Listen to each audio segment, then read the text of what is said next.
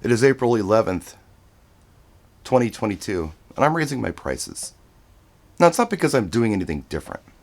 I'm just going to raise my prices, but I'm not going to arbitrarily raise them just because. There are several reasons. I'll get into those.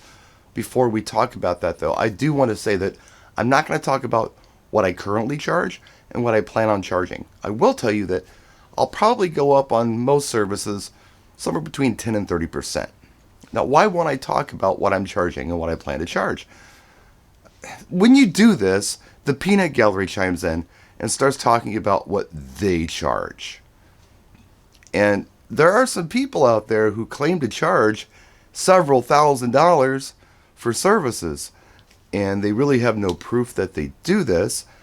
I feel like all it does is it makes other people feel inferior and think to themselves, how come I can't charge that? Then they try to charge that and they fail, and it's just a mess. What you charge greatly depends on where you live in the world. If you live in the UK, you're probably charging considerably less than I am here. Chances are. There are some DJs in the UK that charge quite a bit, but most don't. In the US, we seem to hold our prices pretty good. The West Coast isn't able to charge as much as the East Coast. There are factors involved in this.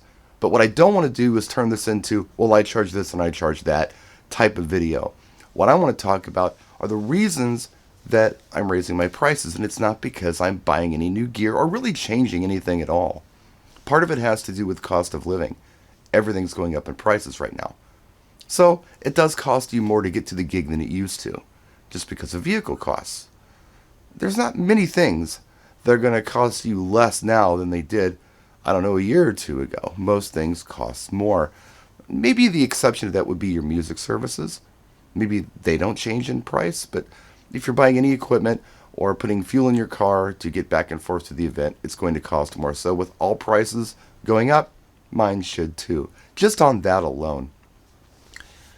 But, the big one is, I don't make amateur mistakes.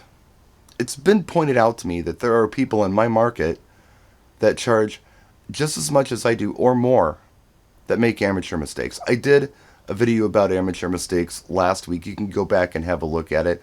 But it's dumb stuff like the music's too loud, or there's lights hitting people in the eyes, or sets go too long and people get bored. There are a lot of things. You can go back and watch that video. But the big epiphany I had, aside from the cost of living and all that, was the last event that I did. It was a wedding, and, well, first of all, let me talk about my mom and dad. They got married in 1959. And when they got married, look at them.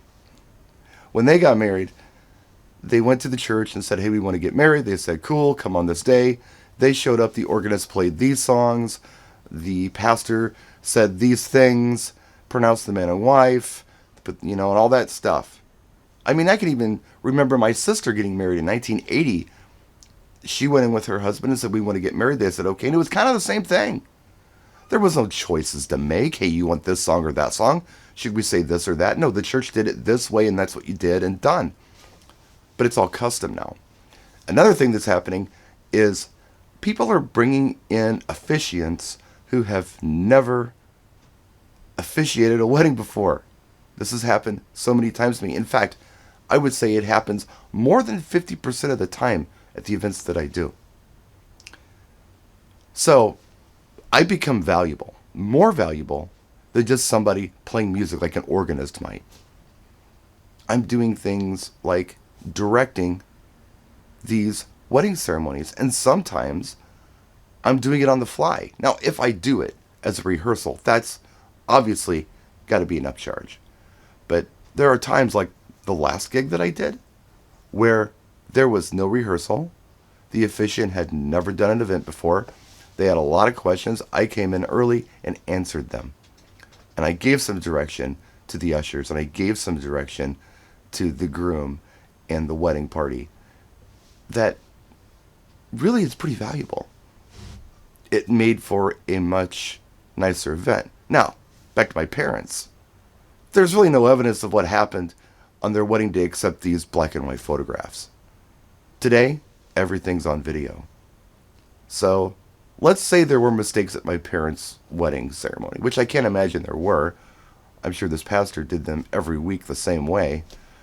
there's no evidence of them, and they're long forgotten. But if it's on video, you remember it forever. So you want to write. Well, I feel like that I know more about how wedding ceremonies work than the average DJ, let alone the average first time wedding officiant. So that has value too. So effective today. Prices are going up, and those are some of the reasons. It's not because I got new lights or new speakers or anything like that. Everything else is the same, but it's time. I'm not about arbitrarily raising prices. I'm not that guy who just says, I think I can get more out of these people. It's really a relative thing. Me versus other DJs in my area. What am I offering that they're not? More, yet I'm charging the same? Prices are going up starting today. In fact, I got a call that's going to be happening at about 6. It's an hour and a half from now. They're going to pay more than my last client did. And those are the reasons why. That's it. Quick video for you. We'll see you soon. More videos coming this week. Take care. I really do appreciate you so much. Thanks for watching. Practice and enjoy.